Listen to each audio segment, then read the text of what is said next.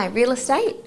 I'm ready to buy a house. Hang on. Before you go and call that real estate agent, if you're not careful, you could give yourself a whole heap of unnecessary stress. In the last episode, you heard me talk about the hidden surprise. In this episode, we'll break down all of the rest of the expenses that you could expect to pay. And the other expenses can actually add up. I wish I knew about all these expenses before we bought our first property, because we ended up with unexpected costs. And because we didn't know about them, this caused us some unnecessary stress. Welcome to Money Shape Up, where we help you build your money muscle so you can get money fit.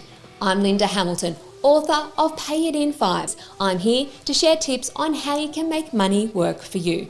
If that appeals to you, hit that subscribe button and make yourself a regular here. Before you speak to your real estate agent, you need to give yourself a buying budget. A buying budget that considers the hidden surprise, that considers all of the additional expenses that you could be up for when you buy property. Here are some of those expenses. The number one cost is a buffer. And what do I mean by a buffer? A buffer is an extra amount of money that you've saved up on the side to be able to use for things that you might not expect. We've had to use our buffer on every property that we've purchased. And you might be thinking, well, why? Why do you have to use your buffer? Well, there's things that you don't expect. Things like you might have some repairs to do when you buy the property. While you might do your due diligence and get an inspection, you don't always know the things that you need to repair. So when you buy property, just know that you're buying somebody else's issues. You could end up with repair bills that you weren't expecting. Another thing that buffer can pay for is that hidden surprise that we talked about in the last episode. Remember that hidden surprise where the valuation might not be what you paid for the property, but it might be lower, which means the bank won't lend you as much and you have to come up with the rest of the money. On our first property, we had that hidden surprise that we had to take into account, which we were not expecting. And it was a very big surprise to us and a big hit to our budget. On our second property, we had some things we had to repair.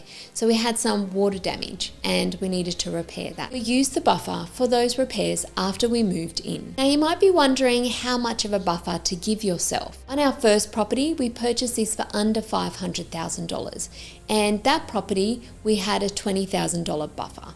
On our second property, we also had a $20,000 buffer, even though it was a more expensive property. Your buffer really depends on how much security you want to have when you buy property. Somewhere between 2 and 7% is a really useful buffer to give yourself. A second big expense that comes into play are taxes. So when you buy property, you have to pay a tax to the government to be able to purchase that property. There are different taxes in different countries. In Australia and England, it's called stamp duty. In America, it's called closing costs.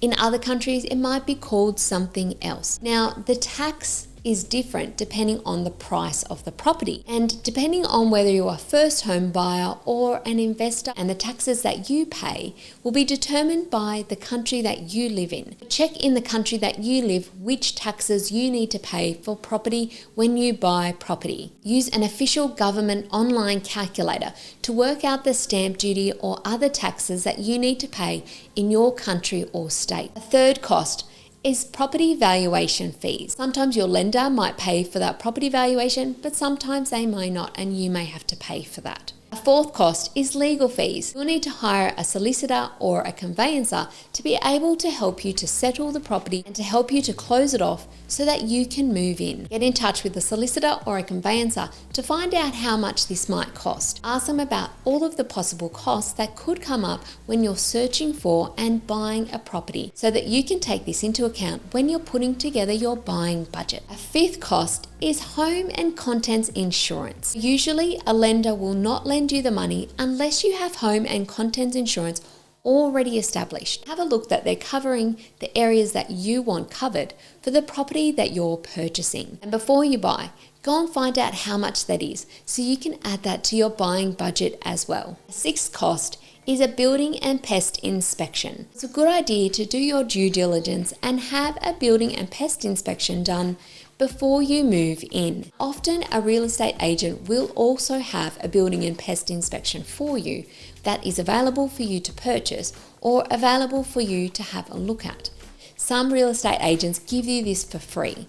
Some of them charge you extra for this. Some of them charge you only when you actually purchase the property. What you can do is you can either go and get your own building and pest inspection done, or you can go with the one the real estate agent is offering. Just know that this person was hired by the real estate agent. It's also important to note that some people who do the building and pest inspections, they won't actually move furniture. So what will happen is sometimes furniture will be placed in front of problem areas because they know the people that will come and conduct the inspection will not move the furniture. So you might not have everything picked up even when you do your due diligence and do your building and pest inspection. A seventh cost is a property surveyor. Now, not everybody needs to get a property surveyor. Getting a property surveyor is there to help you with your tax purposes if you're an investor. It's useful also to get this if you are thinking about investing, or get it at the time that you do invest the property out. It's useful to do this so you can see what you can offset on your taxes. Different countries have different rules, so find out the rules for your country. You can find out what these are from your tax accountant. If you're buying a property to live in yourself, then you won't need the property surveyor. An eighth cost that could come into play is mortgage insurance. If you're borrowing from your lender more than 80% of the value of the property, then you may need to pay for mortgage insurance. Sometimes some lenders will lend you up to 90% without mortgage insurance, and some lenders will only lend you up to 70% without getting mortgage insurance. Find out from your lender, depending on which loan product you get, how much you can borrow without getting mortgage insurance. If you do need to get mortgage insurance, find out how much that insurance is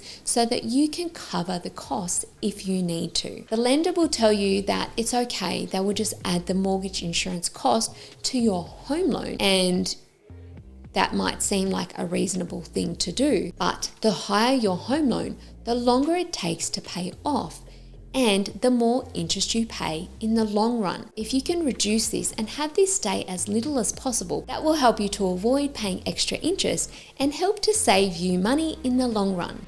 The ninth cost is other costs. When you buy property in your country, there may be other things that come into play. So, how do you actually work out what your buying budget is? Once you have your deposit and you have your pre-approval, you don't just add these two together and say, okay, that's how much I can afford. Take your deposit plus your home loan and you minus all those additional costs. You've got all these other expenses that you need to think about, that you need to take into account before you go out and decide on how much you're going to spend. If you'd like this done automatically for you, I have a free calculator that can work out exactly what your buying budget is if you add in all the costs that could be involved. It's called the My Buying Budget Calculator. If you'd like access to our special calculator, comment below with the word calculate and we'll send the link your way. You'll be able to enter to get access to that My Buying Budget Calculator to work it out for you automatically. Now you have your buying budget, you're ready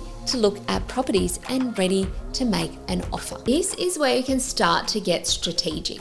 If you are serious about buying in the next 6 to 12 months and you'd like to work directly with me to help you create a plan specifically for your situation, comment below with the word waitlist to make it happen. Before you go, because you've made it to the end, I would like to show my thanks with an exclusive offer for you. I launched Money Shape Up in 2025, and each month in 2025, I'm giving away a free copy of my book, Pay It in 5. If you'd like to win a copy, click on the link in the description and tell me what it was about this video that made you stay to the end. I believe in sharing knowledge and resources, and I love hearing stories on how this helps you. Happy house hunting, and see you again in just a moment.